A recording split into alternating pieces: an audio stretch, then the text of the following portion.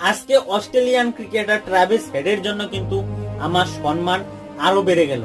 কারণ যখন রোহিত শর্মা বর্ডার গাভাস্কার ট্রফির প্রথম টেস্টের থেকে তার নামটা তুলে নিয়েছিল, কারণ তার ওয়াইফের দ্বিতীয় সন্তান হবে, সেই জায়গায় ভারতের বড় বড় ফর্মার ক্রিকেটার, প্রাক্তন ক্রিকেটাররা তাকে সাপোর্ট করেনি। ইনফ্যাক্ট তাকে ক্যাপ্টেন্সি থেকে সরে যেতে বলেছিল।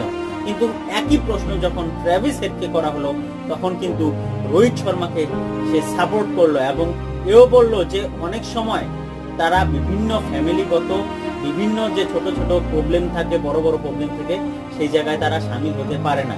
কিন্তু তার লাইফের এত বড় একটা সিচুয়েশন, এই জায়গায় যদি সামিল হতে না পারে, তাহলে কোন জায়গায় সামিল হবে?